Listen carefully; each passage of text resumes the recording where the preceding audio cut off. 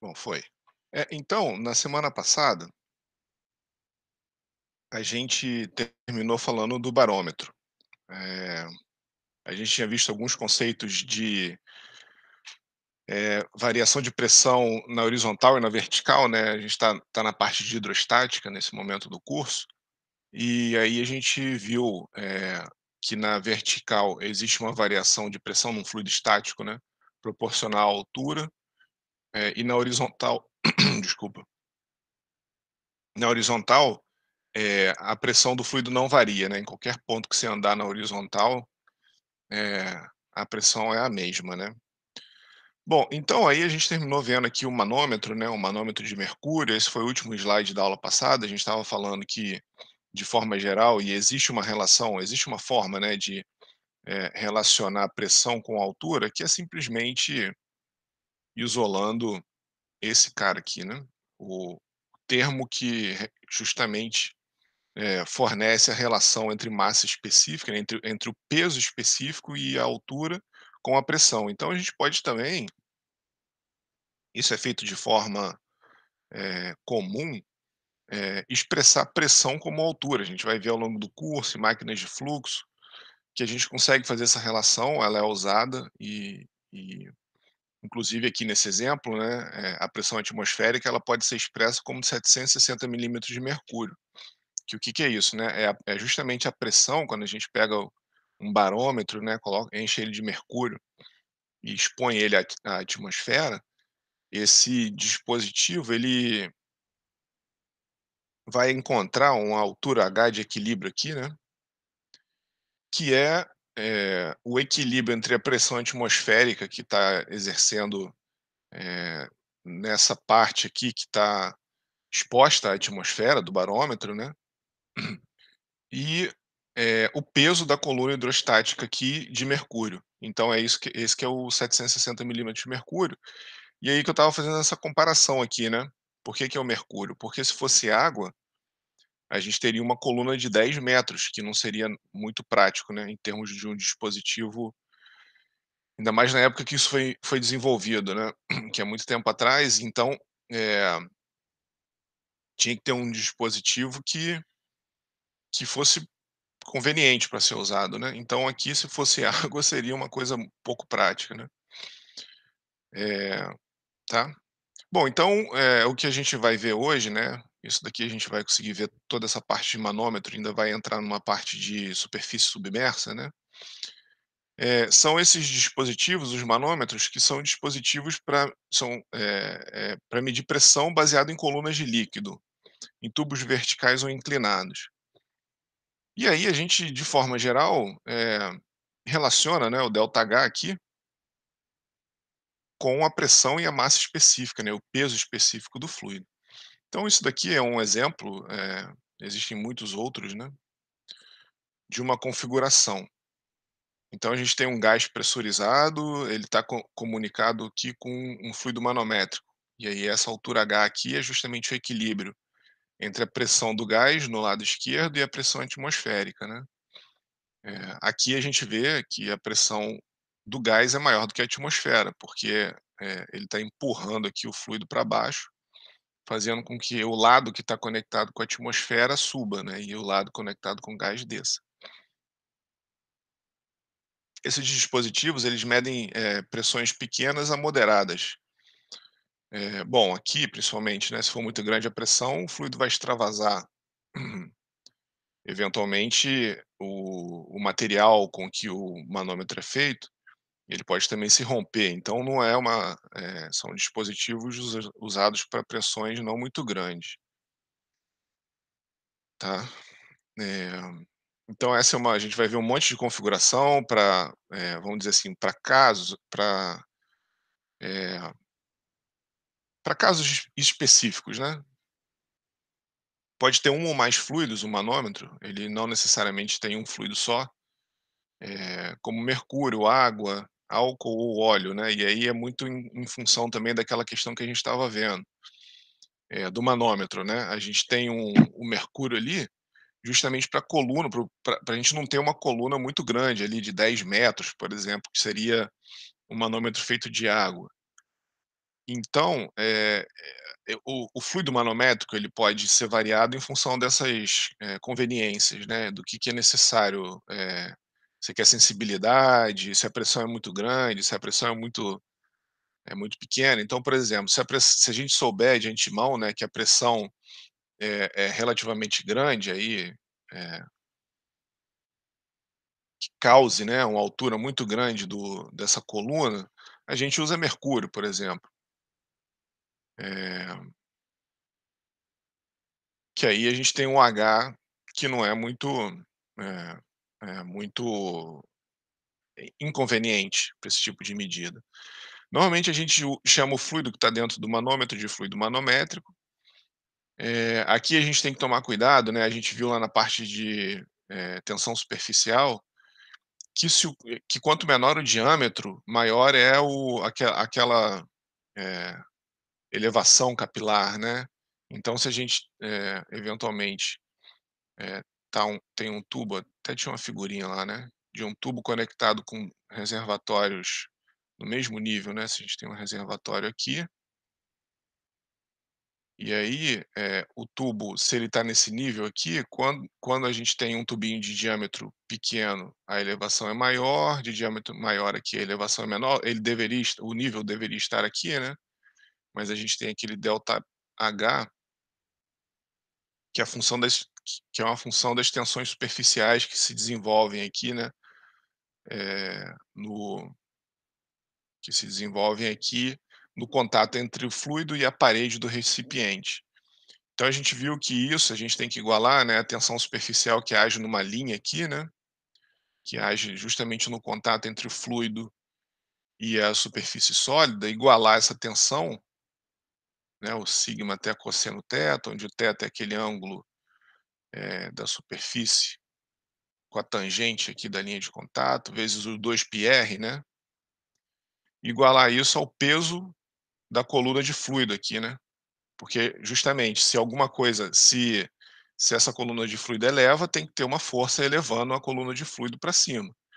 E se ela não se eleva indefinidamente, é porque tem alguma coisa puxando ela para baixo. Então a gravidade puxa ela para baixo, e a tensão superficial puxa ela para cima. E em função desse balanço aqui de força, a gente tira o ΔH aqui, né, e quanto menor o diâmetro, maior é o ΔH. Então aqui a grande aplicação, na verdade, né, para tensão superficial é aqui em dispositivos que usam tubos capilares para fazer medidas, né. Então aqui seria um manômetro pode usar um tubinho capilar, tá. Eh, agora se a pressão for muito pequena, aí é uma questão de sensibilidade, né. Se a gente estiver usando um fluido pesado com a pressão muito pequena, isso pode ser um problema, porque você aumenta muito o ΔP e ele aumenta tão pouquinho, né, que aí a escala, você tem até aqueles erros de paralaxe, a própria questão da tensão superficial. Então, existe até técnicas, né, a gente vai ver uma delas, para quando o ΔP é muito pequenininho e fazer aumentar a sensibilidade, do manômetro. Então o mais simples, né, de todos os manômetros é o tubo piezométrico, que é simplesmente você pegar um tubinho e colocar ele na horizontal conectado com o recipiente ou o processo que você quer analisar. Então ele é aberto na ponta, né, na ponta, oposta onde ele está conectado com o processo. E aí, aquele lance que a gente estava falando na aula passada, né, se a gente subtrair da pressão atmosférica, a gente determina a pressão manométrica aqui, né, por essa expressão, γH, né. Então só de medir a altura e sabendo o peso específico do fluido, a gente sabe a pressão em A. Se a gente quiser a pressão absoluta, aí a gente soma com a pressão atmosférica. Então aqui a gente teria PA, isso daqui existem várias maneiras de dizer isso daqui, né, PA manométrico, né, significaria isso, ou a gente poderia falar também PA menos P0 igual a γH, ou PA menos pressão atmosférica igual a γH, tá certo? Então essas são as formas, né, as nomenclaturas, vamos dizer assim, de se relacionar a essa pressão aqui, quando a gente subtrai da pressão atmosférica, que normalmente é o que é feito, aquilo que a gente falou aula passada, né, normalmente é o que é feito nos sensores de pressão, quando você vai no posto encher o pneu do carro ou da bicicleta, né, então normalmente esses medidorzinhos industriais também, que tem em todas as indústrias aí, de forma geral eles leem a pressão manométrica, quanto da pressão está acima da pressão atmosférica. E aqui, se a gente quiser saber a pressão absoluta, é só somar a pressão atmosférica naquela pressão, do medidor, tá.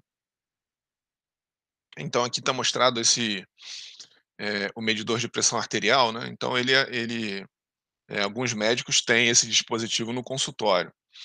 Então tem uma coluna de mercúrio aqui, a gente está vendo que ele está aqui mais ou menos, né, a parte que coloca em volta do braço, e aí aquela perinha que o médico vai apertando, né, e aí ele vai lendo aqui a pressão.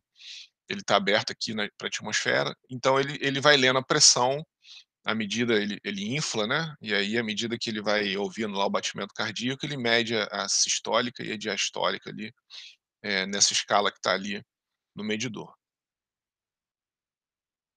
É bem simples, né, o tubo piezométrico ele é bem simples, mas tem desvantagens, né, ele só pode medir pressão aqui em ar, acima da pressão atmosférica.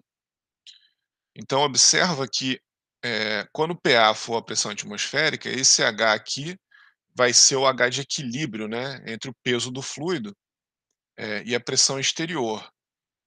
Eh, desculpa, entre tudo aqui, né, o peso do fluido, a pressão exterior e a pressão PA aqui, né, então vai ser esse H é sempre equilíbrio.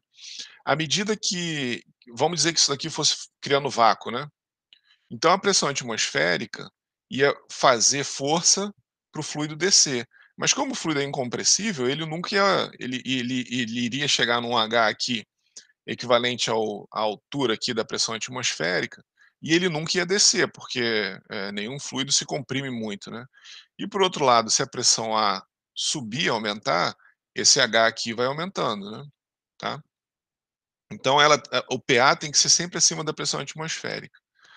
Ele não pode ser muito grande, né, porque senão aquilo que eu tinha falado anteriormente, né, esse cara aqui extravasa eventualmente, o fluido manométrico extravasa. E o fluido aqui no recipiente tem que ser um líquido. A gente poderia pensar numa coisa assim, né, um recipiente conectado, eh, aqui gás, certo? Aqui um gás, e aqui a partir de uma certa altura, um líquido. Mas a questão é que eventualmente o gás ia escapar, né, então, eh nesse tipo de dispositivo, o fluido aqui tem que ser um líquido, tá. Então são os inconvenientes do tubo piezométrico, ele é bem limitado, ele é simples, mas é bem limitado. Então a configuração IU, que é aquela que a gente vê constantemente, já viu aí desde lá do segundo grau, né, que resolve essas dificuldades, né. Então agora o A ele pode ser um gás. E aí, para a gente achar a pressão em PA, existem 2 maneiras, né, uma é a que eu vou mostrar agora e depois eu vou comparar com uma outra, que tem que dar o mesmo resultado, né. Então a gente começa de um lado, por exemplo, aqui, do lado do recipiente, e vai trabalhando no sistema até chegar no outro lado, né? Usando sempre a relação de hidrostática.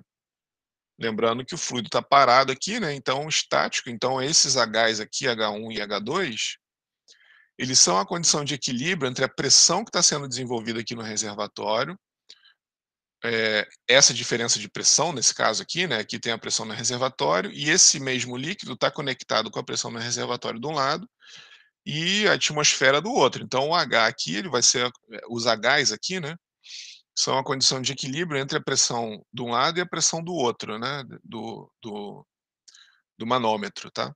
E aí a gente vai aplicando a expressão de hidrostática para saber, por exemplo, a pressão PA que se a gente quiser, né. Então vamos trabalhar com pressão manométrica, principalmente porque aqui está aberto também para o outro lado, né. Desculpa, o lado oposto ao recipiente está aberto para a atmosfera. Então a gente trabalha com pressão, manométrica, que a gente já tem o resultado aqui da pressão subtraída da pressão atmosférica. Bom, então a gente começa do ponto 1 A gente eventualmente começa do ponto A, mas como a gente viu que na horizontal a pressão não varia, a pressão em um é igual à pressão em A aqui, tá. Então se a gente for andando aqui para o lado, né, começa em A, anda até o 1, as pressões são as mesmas. Aí se a gente for do 1 para o 2, é que a pressão aumenta, né, e ela de forma manométrica, não absoluta, né, relativa à atmosfera, ela aumenta de gama1 H1. Então aqui, que a gente tem em 2 aqui, né, PA, que é P1 mais gama1 H1, certo? Então é a pressão que já está no reservatório mais o peso dessa coluna aqui entre 1 e 2. O ponto 2 e o 3, elas estão na mesma pressão. É aquele princípio de Pascal, né? Pressão e elevações iguais numa massa contínua do fluido tem que ser a mesma. Então a gente pula direto para o 3, sabe que o P2 igual a 3 vai direto para o 3. Aqui do 1 a gente não pode fazer isso, né, porque não tem aqui o fluido muda, né, do 1 para essa altura equivalente aqui do 1 no lado direito, o fluido muda, então a gente não pode ir, isso daqui não pode ser feito, né. Esse cara aqui não é igual. Então quando a gente vai de 2 para o 3 nada muda, né, a gente continua tendo a mesma pressão, P1 igual a gama1 H1, mas o tubo ainda continua subindo, né. E aí, ó, com a pressão no ponto 3 especificada, agora a gente sobe onde a pressão manométrica é zero, né? Aqui na superfície, como a gente considerou que isso daqui está na pressão atmosférica, né? Aqui seria P0, a pressão atmosférica, e aí a pressão manométrica ali é zero. É, então, o P3, né? Aqui também é igual ao gama 2 H2, tá? E aí a gente subindo, a gente subtrai, né, quando a gente desce, a gente soma, e aí subindo, a gente subtrai gama 2 H2, tá. Isso é uma regrinha na hora de fazer, esse tipo de análise, né, quando a gente desce, a gente soma, na hora que a gente sobe, a gente subtrai. Então quer dizer, indo aqui, né, de um lado para o outro, na hora que desce, soma, na hora que sobe, desculpa, é isso, na hora que soma, sobe, subtrai. Então, na hora que a gente subiu aqui de 3 para o 2, né, a gente subtraiu gama 2 H2. Eh, e aí, né, a gente fica nessa situação de equilíbrio aqui, que a gente tem as alturas para o sistema quando ele está em equilíbrio, tá. Então, na hora que tudo está estático, quando a pressão PA aqui, estabilizou com a pressão atmosférica, né, então as coisas entraram em equilíbrio, então naturalmente as alturas aqui são estabelecidas, e aí o que a gente obteve foi uma expressão hidrostática para quando todo o sistema está em equilíbrio, tá? Então, PA mais gama1 H1 menos gama2 H2 igual a zero. A gente poderia pensar também que é uma forma que eu prefiro, assim, né? Isso daqui eu tirei de um livro, só para mostrar que existem maneiras diferentes, aí tem essa regrinha de somar, subtrair.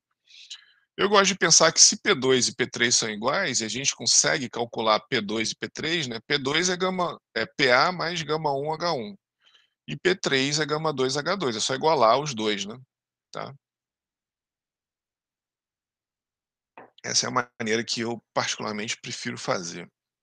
Então, qualquer que seja a estratégia que você quiser assumir, o resultado é o mesmo, é esse daqui, né? PA mais gama1 H1 menos gama2 H2 igual a zero. E aí, né, se a gente quiser isolar o PA, ou se a gente tiver atrás da pressão atmosférica, ou desculpa, da pressão no reservatório A aqui, né? Então a gente isola ele e ele pode ser escrito em termos das alturas de todas as colunas aqui, né? Do H1, do H2 e eventualmente, se isso continuasse, de outros Hs. Então PA é gama2 H2 menos gama1 H1, tá? E aí, se for um gás, né, se a gente estiver medindo, a pressão de um gás aqui em A, eventualmente, o peso específico do gás é bem menor que o peso específico dos líquidos de forma geral, né, a massa específica, o que que é o peso específico, né? É a massa específica vezes a aceleração local da gravidade. Então, só para a gente ter ideia, né, o exemplo que eu tenho de cabeça que a gente sempre faz, né, massa específica da água é 20 graus, é 999 quilos por metro cúbico, e a massa específica do ar é 1,23 quilos por metro cúbico. Então, esse cara aqui é 0,1%, né. A massa específica do ar é 0,1% da massa específica da água. Isso aqui é a 20 graus Celsius e pressão atmosférica, né. E aqui é 20 graus Celsius. Bom, então, a gente de forma geral pode jogar esse cara aqui fora, né, o gama 1 H1, a gente pode desprezá-lo, a menos que a gente esteja trabalhando com uma aplicação de, muita precisão, mas de forma geral o gama 1 H1 pode ser desprezado. Então a gente vê que o PA, ele só é gama 2 H2 aqui, né, ele só é devido, a essa altura H2 aqui, tá. Que é o termo que vai observa, e fisicamente é o seguinte, né, esse peso aqui, ó, quem está fazendo esse H1 aqui descer é muito mais a pressão do que a coluna hidrostática aqui, gama H1, né. É isso que ele está dizendo. Todo esse peso gama 2 H2 aqui é muito mais, muito mais pesado. Todo esse termo gama 2 H2 exerce uma pressão muito maior do que o gama 1 H1. Então por isso que a gente elimina o gama 1 H1 ali da expressão, se esse cara aqui for ar. Então a gente fica aqui PA igual a gama 2 H2 se a gente estiver medindo a pressão de um gás, tá. E aí de novo, né, se PA for muito grande, a gente usa mercúrio, para evitar Hs muito, grandes, tá. Aquilo que a gente já discutiu anteriormente, mostrou no manômetro, falou na parte do tubo piezométrico.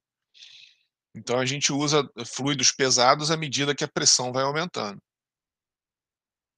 E também o inverso, a mesma discussão, né, a mesma coisa, se o fluido fosse muito pesado e a pressão fosse muito pequenininha, o seu dispositivo não teria sensibilidade para ler ali as diferentes, se você colocasse uma escala aqui, né, eh, e medisse, sei lá, dividido por a cada 0,1 milímetro, alguma coisa assim, né, a distância entre as escalas. Então, eventualmente, você não teria sensibilidade para ler ali as diferentes, variações de altura aqui, né, especialmente por causa da questão que por menor que ela seja, a gente pode sempre ter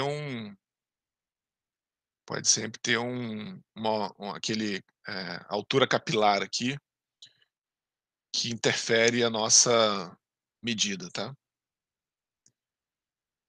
E aí a gente também pode, né, outra configuração é se PA e PB, se A e B forem fechados, né. Então a gente poderia ter um manômetro diferencial, isso daqui também poderia, ser chamado de manômetro diferencial. Que um dos lados não está, nenhum dos lados está ligado na atmosfera. Os 2 lados, estão ligados no processo, então a gente lê diretamente a diferença de pressão, entre PA e PB, por exemplo, aqui, né. Eh, então a gente usa a mesma ideia anteriormente, né, começa de um lado, vai, eh, andando no sistema aqui, né, até o outro lado, e à medida que a gente desce, a gente soma gama 1 H1, né, então aqui no 2 a gente tem PA mais gama 1 H1, na hora que a gente vai subindo, a gente subtrai. Então em 3 é a mesma coisa, PA mais gama 1 H1 menos gama 2 H2, né, a gente chegou no 4 aqui, ó, agora subiu até o 4. E aí, continuou subindo, menos gama 3 H3. E aí agora a gente tem uma pressão aqui, no outro lado, então a gente subtrai P5, ou se você quiser, né, pode dizer que todo esse cara aqui, né, todo esse termo, a gente pode simplesmente dizer que todo esse termo é igual a P5, certo? Então, a gente pode chegar aqui e dizer que tudo isso daqui para baixo é igual a P5, é a condição de equilíbrio ali, para essas alturas H1, H2 e H3 se desenvolverem, né. Então essa é a expressão, para a diferença de pressão entre esses 2 reservatórios. E aí se eu jogar o P5 para o lado de lá, né, desculpa, o P5 ou PB, né, é porque eu me referi ao P5, tudo bem, PB. Se eu jogar o PB, porque é igual, né, a gente está na horizontal aqui, ele é igual. Bom, eu jogo PB para o lado de lá, né, PA menos PB, gama 2 H2 mais gama 3 H3 menos gama 1 H1. E aí, bom, enfim, os macetezinhos, né, 2 pontos na mesma elevação da massa contínua de fluido têm a mesma pressão, para baixo a pressão aumenta, você soma gama H, para cima a pressão diminui, você subtrai gama H. Então são os macetinhos, usados, ou então aquilo que eu tinha feito, né, você pega o ponto mais baixo ali do reservatório, do sistema, e iguala aqui P2 e P3, onde as pressões são iguais, né. Então a gente sabe que aqui é gama 1 H1 mais PA, aqui é PB mais gama 3 H3 mais gama 2 H2, e iguala isso tudo. Vai dar na mesma expressão que a gente, chegou aqui, tá. Dá o mesmo resultado do que vir, eh, partir daqui, descer, subir, subtrair onde sobe, somar quando desce, tá, dá no mesmo. E aí, a gente tem uma configuração, né, para aumentar a sensibilidade, né. O que que é a sensibilidade? É a razão entre a deflexão observada no líquido manométrico e a diferença de pressão. Ou seja, a gente quer, se as pressões forem muito pequenininhas, a gente quer que um pequeno aumentozinho de pressão, resulte de uma grande variação, de comprimento ali, né, uma grande que ele chama de deflexão, né, que esse L2 aqui, ó, ande muito em função de uma pequena pressão, isso para pressões pequenas, por exemplo. Então, se a gente inclinar o tubo, o que acontece é que, como só a altura, né, como a pressão só varia com a altura, ele vai ter que percorrer um L maior, né, para resultar no mesmo H, certo? Então essa é a ideia, né? Se a gente inclina ele do ângulo θ aqui, né, pega todo esse cara aqui, inclina ele um pouquinho para o lado. E aí, né, o que vai acontecer agora é que nessa parte gama 2 aqui, ó, nessa parte aqui do fluido manométrico 2, a gente vai ter o gama 2 L2 seno de θ, né? Esse cara aqui que é o H2, né? Certo? Agora ele vai andar bastante em L, né? Para ter o mesmo H, quanto maior for a inclinação ali que a gente fizer no tubo. Então é a mesma coisa que a gente obteve anteriormente, né? PA mais gama 1 H1, aí sobe menos gama 2 L2 seno θ, menos gama 3 H3. Aqui a gente não precisa se preocupar muito, como a gente não está muito preocupado com essa parte inclinada, a gente simplesmente mede a diferença de altura aqui, né? A gente poderia também escrever em função do seno θ, mas a gente só vai fazer a medida no fluido manométrico, né? Então aqui eu não, isso daqui é a consequência, né? A pressão B que a gente está querendo medir. Então aqui a gente não se importa muito com seno θ, aqui só chama de H3 aqui, né? Igual a PB, tá? Igual a pressão em B aqui. Ou a diferença de pressão, né? Gama 2 L2 seno θ, mais gama 3 H3 menos gama 1 H1. E aí, ó, para ângulos pequenos, né? Para um θ muito perto da horizontal, né? O deslocamento de fluido ao longo do tubo inclinado é grande, mesmo para pequenos ΔP. Então é isso que está mostrando nesse gráficozinho da margem aqui, ó. Então a gente tem um θ, e quanto menor o θ, quanto mais ele está na horizontal aqui, né, quanto mais perto da horizontal ele estiver, maior vai ser o L2 aqui, ó, tá? Porque ele é a função, né, se a gente isolar o L2 aqui e jogar todo mundo para o outro lado, né, o L2 sendo θ, o L2 é proporcional a 1 sobre seno θ, né? Então por isso que quanto menor o seno θ, maior vai ficando aqui o L2, né? Melhor, vamos dizer assim, né? Você vai melhorando a sensibilidade do dispositivo. E aí aquilo que a gente estava falando, né? A mesma hipótese aqui, ó. Se A e B forem gases, os pesos específicos deles podem ser desprezados. E aí, a mesma questão que a gente estava falando anteriormente, esses termos gama 3H3 e gama 1H1 são muito menores perto do termo gama 2H2 ou gama 2L2 seno θ. Então esses caras vão embora, só para fazer uma análise do L2, né? Aí o L2 vira PA menos PB sobre gama 2 seno θ. Ou, enfim, isso daqui a gente só para mostrar, na verdade, isso daqui é mais para mostrar essa relação do seno θ com L. ou se você quiser, né, o PA menos PB, que é o que a gente está procurando, na verdade, né, é o gama 2 L2 seno teta, tá. Bom, e aí uma aplicação, né, desse tipo eh de medida seria, a queda de pressão, ao longo de seções horizontais. Então existem diversas aplicações que isso é feito. Então a gente tem uma rede de tubulação aqui, e a gente vai ver lá no final do curso, né, que, a gente pode ter uma queda de pressão ao longo da tubulação, então a gente pode eventualmente querer medir pressão num ponto e pressão no outro, numa válvula de forma específica, né, a gente pode ter um tubo com diversos processos,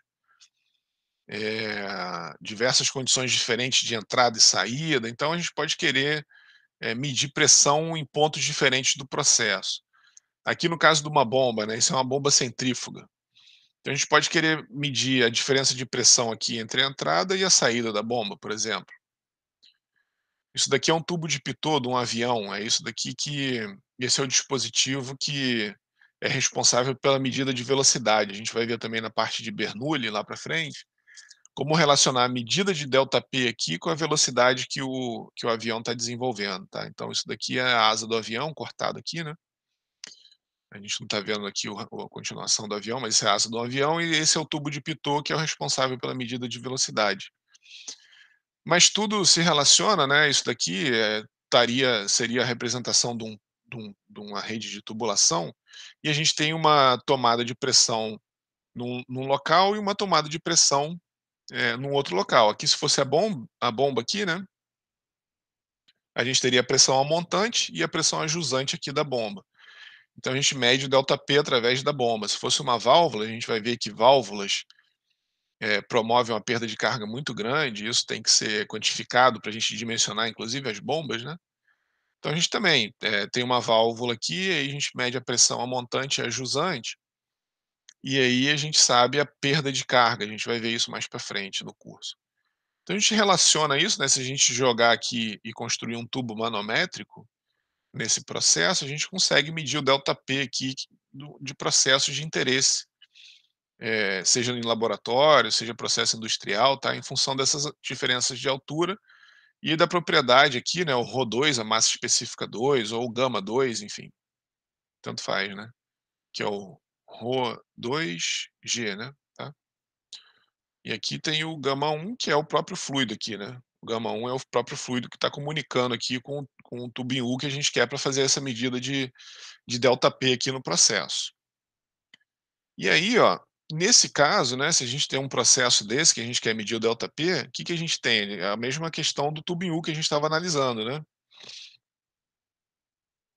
A massa específica, esse daqui é o fluido manométrico, né, esse rosa escuro aqui, ó, seria o fluido manométrico. E aí a massa específica dele, né, é Rho2, então a gente tem, a altura diferencial aqui do fluido manométrico é H, né, entre a parte A, né, na verdade, entre o 1 e o 2, se você quiser, né, certo? Então, no equilíbrio, quando esse processo está em equilíbrio, a pressão em um mais o peso dessa coluna hidrostática, fazer com que esse sistema adquira essa configuração, onde o fluido manométrico sobe essa altura H aqui com relação, à pressão em 2 e a pressão manométrica aqui, dessa coluna aqui A. Tá certo? Então é isso que a gente faz quando a gente anda daqui, né, entra aqui no manômetro e passa através dele saindo ali em 2. Então o que que a gente tem, né, P1, mesma coisa que a gente fez, né, mais gama 1 A mais H, o que que é isso daqui, né, porque ele está escrevendo essa altura aqui, né, toda essa altura aqui, ó, como A mais H, né. A gente vai ver por que que ele dividiu em 2 aqui. Então gama 1 A mais H, menos gama 2 H, né, porque agora a gente está dentro do fluido manométrico, andou aqui do A para o B, a pressão é a mesma. Aí subiu aqui, tem que subtrair gama 2H, menos gama 1A, né, porque agora ele subiu essa distância A aqui, menos P2 igual a zero, a mesma coisa, né, que a gente fez para o manômetro anteriormente. Então, se a gente quiser em algum processo usar esse tipo de dispositivo aqui para medir P1 menos P2, a gente tem que fazer γ2 menos γ1, né, que é a massa específica do fluido, o peso específico do fluido 1, 2, né, desculpa, do fluido manométrico, menos o peso específico do fluido 1, ou então, se vocês quiserem, né, que é exatamente a mesma coisa, né, poderia ser ρ2 menos ρ1 GH, dá no mesmo, né, porque gama é ρg, né. Então, γ2 menos γ1H, ou ρ2 menos ρ1GH, onde gama é ρg, né. E aí, ó, se o 1, né, se o fluido manométrico fosse mercúrio, fosse ar, desculpa, se eu tivesse medindo, querendo saber o ΔP de um processo aqui onde o fluido aqui seja ar, né, digamos que isso daqui seja ar, e o fluido manométrico seja mercúrio, sabendo que a massa específica do ar é 1,23 quilos por metro cúbico e a massa específica do mercúrio 13.600 quilos por metro cúbico, faria diferença, né? Aí a pergunta, né? Faria diferença levar em conta esse cara aqui, ó? Não, né? Se eu subtraio o γ2 aqui, 13.600 de 1,23, a diferença aqui é mínima, né? De novo, a menos que você queira uma aplicação hiper precisa, né? A gente pode simplesmente vir aqui, ó, e dizer que o ΔP é γ2H. Só essa diferença de altura aqui, ó. Só o que ele subiu, né? Só o que o manômetro subiu com relação ao seu outro lado.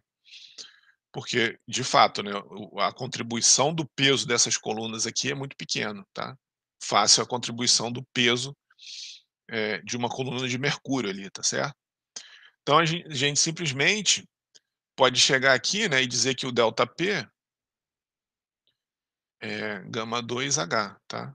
No caso, né, cuidado, né?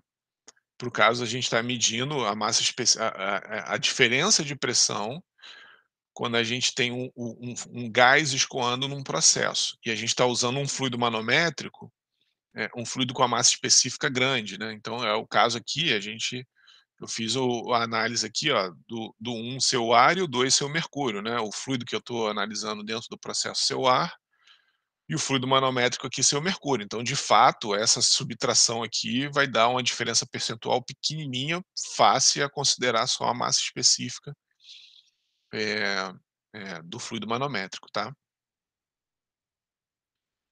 Se a gente tem fluidos immiscíveis, né, a gente tem aí uma coisa bem óbvia, né, P1 aqui embaixo, né, aqui eu tô observa, ó, que ele está somando a pressão atmosférica, né. Então aqui o P1 vai ser pressão 1 absoluto, tá, porque ele está somando com a pressão atmosférica. Então γ1H1, né, aqui a gente tem γ1, γ2 e γ3, então γ1H1 mais γ2H2 mais γ3H3. E se todos tiverem a mesma massa específica, né, óbvio, né, γ1 mais γ2 mais γ3, você soma tudo, né, fica o mesmo gama, H1 mais H2 mais H3. A gente volta para o gama H, onde H igual a H1 mais H2 mais H3. Isso daqui, se tiverem a mesma massa específica, né. Aí tem essa relação. Aí volta para o caso que a gente estava analisando anteriormente, senão tem que somar a contribuição da massa específica de cada altura de cada fluido, né, do peso de cada coluna de fluido acima do P1, tá. Se eu quisesse a pressão manométrica, né, se fosse P1 manométrico, a gente teria esse cara ali, né. Opa, γ2H2 mais γ3H3 sem a pressão atmosférica. Então esse cara aqui, né, essa relação forneceria pressão manométrica em 1, e essa relação aqui somando com a pressão atmosférica, a gente tem a pressão manométrica em 2. E aí, né, na verdade, a questão é que, a gente está em 2020, né, não dá para ficar falando só de dispositivo. Na verdade, esses dispositivos são usados, tá. Então em laboratórios, se vocês forem em muitos laboratórios ali na UF deve ter algum, que o pessoal de forma geral, até mesmo para treinar vocês, né, treinar o olho, ver essa questão da paralaxe, ver a sensibilidade, e vocês entenderem mais como é que a questão funciona, existem desses dispositivos sendo usados, esses tubos em U, esse tipo de mecanismo. Mas na indústria, de forma geral, quando a gente tem, por exemplo, uma pressão muito alta, a gente teria que fazer um tubo aqui, transparente para ver, né, o ΔH primeiro, e um tubo transparente eventualmente não resistiria a uma pressão muito elevada. Então, esses dispositivos, falham quando a gente tem uma aplicação industrial real, vamos dizer assim, né, numa pressão muito grande. E que também estiver mudando no tempo muito rápido. Se a gente tiver uma oscilação de pressão, eh, você não ia conseguir ficar lendo ali, né, essa oscilação muito rápida, até mesmo as inércias ali do fluido, da variação do H, certo? Então 2 motivos, né, um a inércia, né, a própria inércia, essa variação de pressão, a outra é você ali ficar olhando, o fluido variar e anotando eventualmente, né. Então é pouquíssimo conveniente um dispositivo desses, em casos um pouquinho mais complexos, né. E aí tem que ficar também tomando leitura de alturas de coluna, que pode ser muito, mesmo, vamos dizer, mesmo que seja um processo que esteja estável, uma pressão, mediana, né, não seja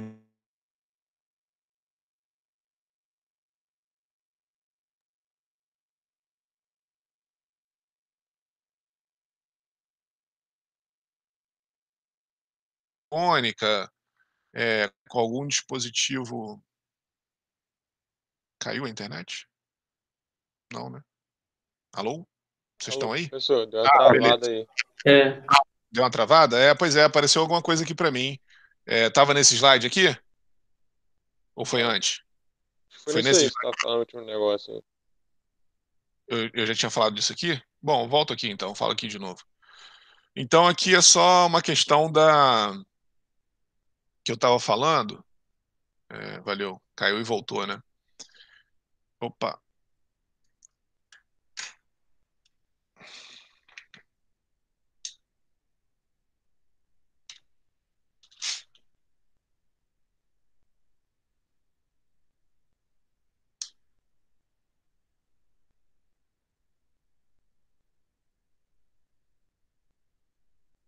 caiu de novo, né? Agora apareceu para mim aqui que caiu.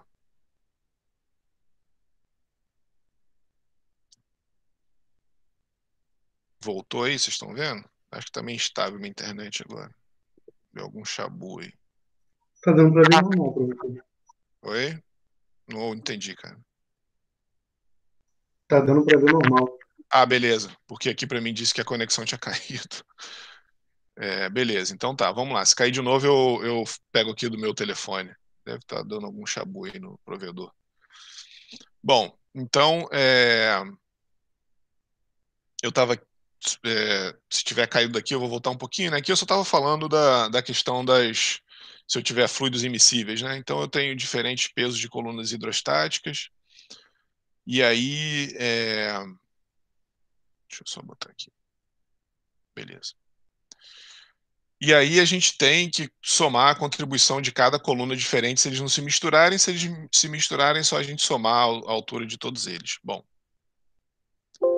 e aqui eu estava falando, né, a questão que eventualmente esses medidores mecânicos, visuais, eles podem apresentar inconveniências. Então, se eu tiver pressões muito elevadas, o que acontece é que eventualmente pode se romper, né? Como a gente tem que ficar olhando ali colunas de diferenças de colunas de fluido, eventualmente essa coluna, esse tubo, né, tem que ser transparente, ele pode ser feito de um material frágil, então se pressões forem muito altas, ele pode não aguentar eventualmente as pressões desenvolvidas, e principalmente se estiver mudando rápido no tempo, né?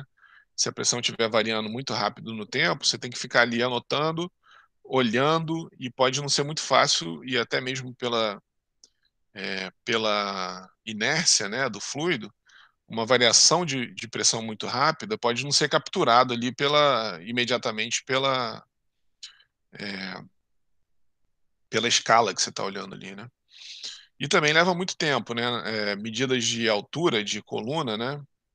Você pode ficar um tempão ali fazendo a medida da altura da coluna, e levar um tempão fazendo isso, você não consegue salvar os dados, né? Então a gente tem hoje em dia dispositivos eletrônicos que você consegue resolver todos esses problemas, tá? Então, outros tipos de medida de pressão, tem um monte, né? Eu vou falar alguns aqui. O mais simples é aquilo que a gente vê bastante aí na indústria, né? Que é esse medidor de pressão de Bourdon. A ideia dele é igualzinha à da língua de sogra, né? Essas coisas que tinham antigamente, na minha época, pelo menos tinha, quando ia em festa de criança, a diversão da garotada era a língua de sogra, né? Que você assoprava aqui e aí o negócio esticava, né? Então, aqui a ideia é a mesma. Ó. A gente tem o medidor de pressão aqui, ele está aqui embaixo comunicando com o sistema pressurizado, e à medida que a pressão aumenta, aqui a gente está olhando ele de trás, ó, toda esse não é um tubo, né? Essa parte aqui que é oca e que comunica aqui com a parte pressurizada, ela está soldada aqui, ó, ela dá uma distendida aqui, ó. Vamos ver o vídeo aqui, quer ver? Então aqui, isso é um vídeo interessante que eu peguei lá na internet, o cara abre um medidor de pressão e ele vai mostrando o mecanismo de funcionamento. Ó. Então tá aqui, aí é por trás, né? Ali a gente estava vendo pela frente, aqui a gente está vendo por trás, ó. Então, ele estava inicialmente em repouso aqui, ó. Nessa configuração ele está em repouso. Essa parte aqui dá uma expandida quando a pressão aumenta. E aí tem todo um mecanismo aqui, ó, que transforma esse movimento de subida aqui, na hora que ele pressuriza, no movimento do ponteiro, que está bem aqui. Ó. Aí tem uma molinha aqui que traz o ponteiro para o zero. E esse mecanismo aqui também, né? Na hora que ele desce, certo? Então, ó, ele vai pressurizar, ó. Aí, ó, na hora que ele pressuriza, esse mecanismo aqui mexe o ponteiro. Em função da pressão, a altura ali varia, né? A altura desse mecanismo aqui varia. Quanto maior a pressão, mais ele sobe. Aí ele dá vários, ele mostra, é interessante esse vídeo, o cara abre e vai mostrando diversas características aí do dispositivo. É claro que o movimento ali, tudo isso é calibrado, né? Depende do tamanho dos braços, desses ângulos aqui, é tudo uma engenharia meio fina. Ele vira, mostra de um lado, mostra do outro, aí no momento ele mexe com a mão, olha lá, ele gira para um lado, mostra aí mais ou menos um pouquinho mais inclinado, menos inclinado, né? Como é que funciona? Aí aqui ele mexe com a mão, ó. Ele faz o que faria, né? Mexe com a mão, aí mostra ali por dentro. Tá? Então isso é um curioso aí da internet, não é de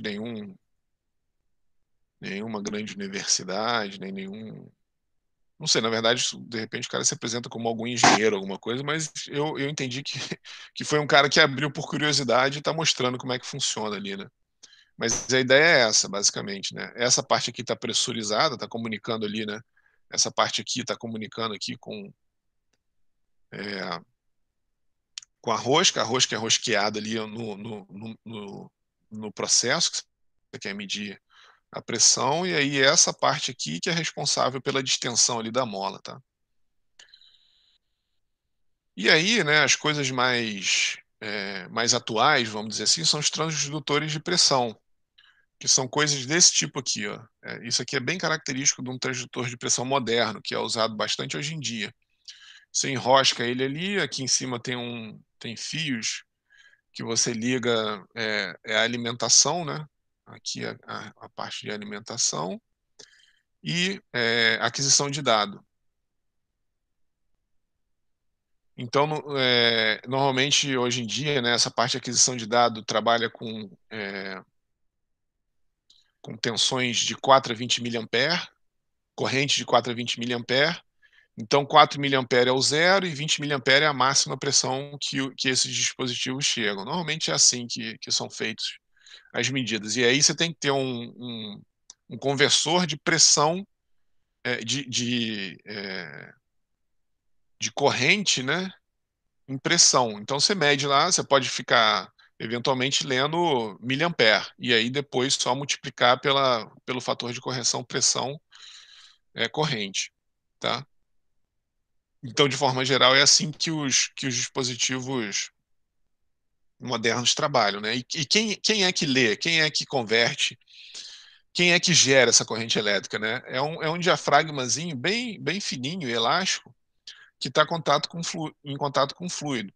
E aí, à medida que a pressão varia, esse diafragma ele deflete, né, ou ele tensiona, que aí é o princípio do strain gauge, né, que vocês devem ter visto lá em Maxwell. Não sei se alguém comentou isso, se os professores comentaram isso com vocês em Maxwell, elementos de máquina, alguma coisa desse tipo, mecânica dos sólidos, né?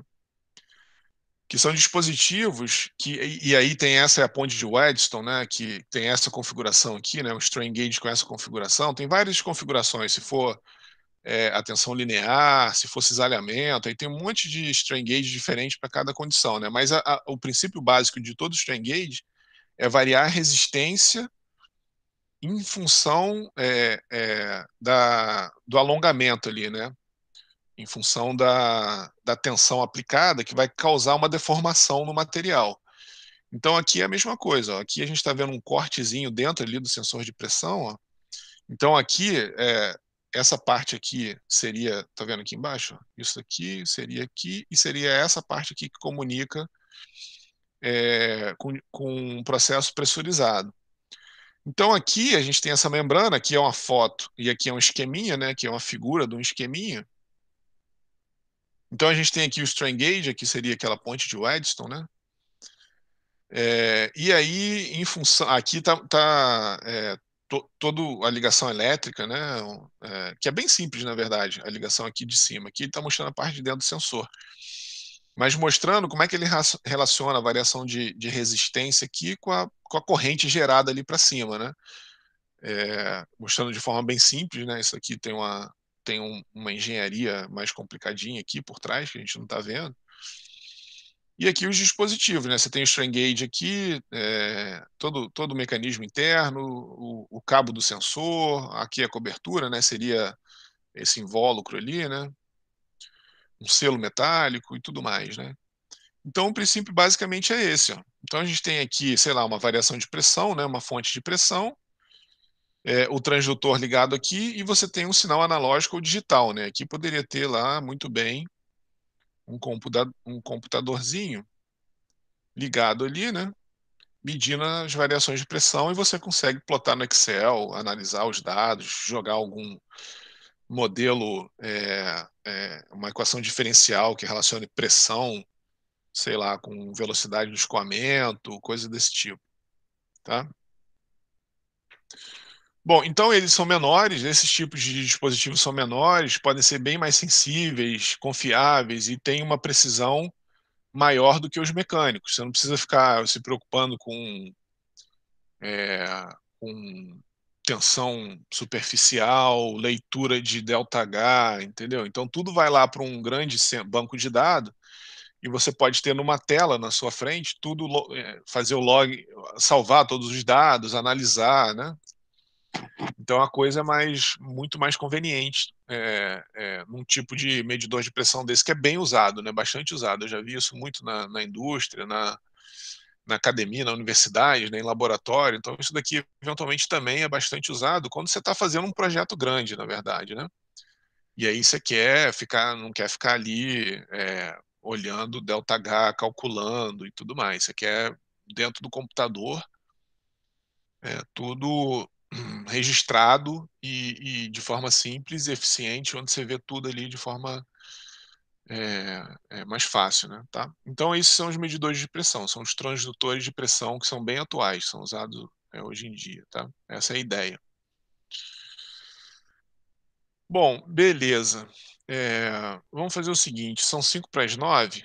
Tá um pouco cedo, mas só para não quebrar aqui, agora que a gente vai começar, acabou essa parte de manômetro, né? A gente vai começar a falar da parte de forças hidrostáticas em superfícies planas e curvas, né? A gente vai começar falando em superfícies planas, só para não quebrar muito, vamos dar uma paradinha agora de 10 minutos, são 8h55 no meu relógio.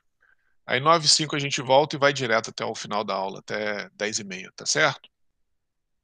Então daqui a 10 minutinhos eu estou de volta aí.